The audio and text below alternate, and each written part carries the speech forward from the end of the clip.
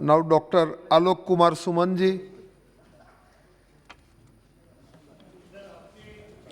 धन्यवाद सभापति महोदय, आपने मुझे the assisted reproductive technology bill पर बोलने का मौका दिया। यह विधेयक देश में महिलाओं के कल्याण के लिए उठाया गया एक महत्वपूर्ण कदम है। जैसा कि हम सभी जानते हैं, संसद में द सरोगेसी रेगुलेशन 2020 बिल को पेश करने और the medical termination of pregnancy amendment bill 2020 को मंजूरी देने के बाद इस विधेयक को वर्तमान सत्र में लाया गया है, जो महिलाओं के प्रजनन अधिकारों के संरक्षण के लिए एक सराहनीय पहल है।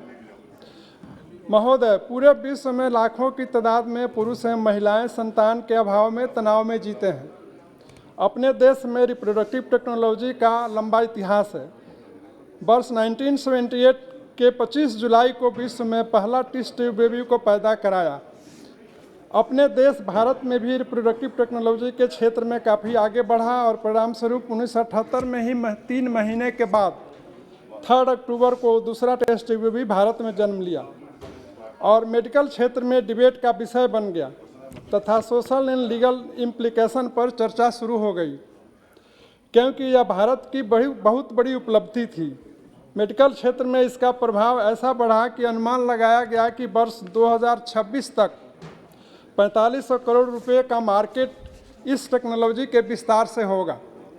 भारत एशियाई देशों में इस टेक्नोलॉजी का उपयोग करने वाला तीसरा देश साबित होगा। मैं यहाँ सदन को बताना चाहूँगा कि ICMR के आंकड़े के अनुसार आज देश में 512 ART क्लिनिक्स इनरोल हैं, जबकि 1999 में केवल 60 ART क्लिनिक्स थे। वर्ष 1978 में ही IVF के आने से ART के बारे में डिबेट शुरू हुआ और साथ ही साथ 1985-86 में पहली बार सरोगेसी के द्वारा मदरहुड में सफलता मिली। भारत में 2002 में सरोगेसी अलाउ हुआ। बढ़ते हुए वैज्ञानिक सफलता को ध्यान में रखते हुए यह जरूरी हो गया कि रिप्रोडक्टिव टेक्नोलॉजी का इथिकल गाइडलाइन तैयार किया जाए। वर्तमान विधेयक को इस क्षेत्र में मजबूती देने के साथ ही जो भी बिना इनरोलमेंट के क्लिनिक्स हैं उसको रेगुलेट करने के लिए लाया गया है। महोदय, 1985-86 के दौरान पूरे विश्व में 10 लाख से ज़्यादा बच्चों का जन्म हुआ। ART का विस्तार हुआ, लेकिन यह टेक्नोलॉजी काफ़ी एक्सपेंसिव है। विश्व स्तर पर विकासशील देशों में मात्र 18 से 40% ही इसकी सफलता है।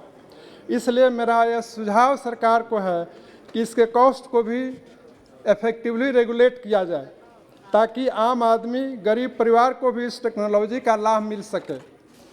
महोदय, भारत में एम्स के रिपोर्ट्स के अनुसार 120 से 180 लाख कपुल्स भारत में हर साल इनफर्टाइल कपुल के रूप में डायग्नोज होते हैं।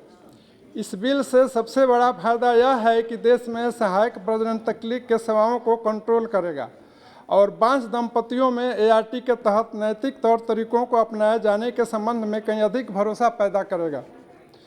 इस बिल के आने से national board, state board, national registry, state registration authority से जुड़े क्लिनिकों और ART बैंकों को रेगुलेट एवं सुपरवाइज करेगा।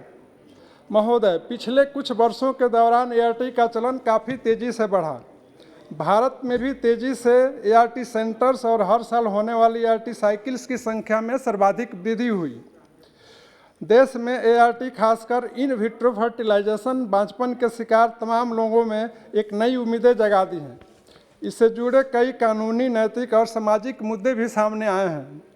आज भारत ग्लोबल फर्टिलिटी इंडस्ट्री के मुख्य केंद्रों में शामिल हो गया है एवं रिप्रोडक्टिव मेडिकल टूरिज्म भी तेज़ी से बढ़ रहा है। महोदय, भारत में रिप्रोडक्टिव क्लिनिक्स हर तरह की ART सेवाएं ऑफर कर रही हैं, जैसा कि in vitro fertilisation, intracytoplasmic sperm injection, gamete intrafallopian transfer, zygote intrafallopian transfer, pre implantation genetic diagnosis, cryopreservation of gametes और एम्ब्रियो एंड और the use of fertility medication and gestational surrogacy जैसी अनेक सेवाएं मुहैया कराने के बावजूद प्रोटोकॉल का अब तक कोई मानकीकरण नहीं हो पाया है।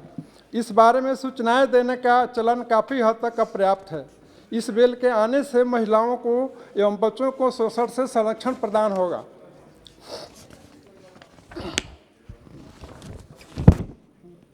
ART क्लिनिक में IVF रेसिपिएंट्स की डाटा भी उपलब्ध नहीं है। अभी तक ICMR ही ART क्लिनिक्स को पूरे देश में एक्रेडिटेशन, सुपरविजन एवं रेगुलराइज करती है। इस बिल के आने से ART क्लिनिक्स में हर पहलू पर ध्यान दिया जाएगा। महोदय, मैं यह बताना चाहूँगा कि हमारे माननीय मुख्यमंत्री श्री नीतीश कुमार जी के द्वारा इंदिरा गांधी आयुर्विज्ञान संस्थान पटना, जो कि बिहार का एक प्रीमियम हेल्थ सेंटर है, जिसमें डिपार्टमेंट ऑफ रिप्रोडक्टिव मेडिसिन स्थापित कराया गया है, जो आज सराहनीय काम कर रहा है।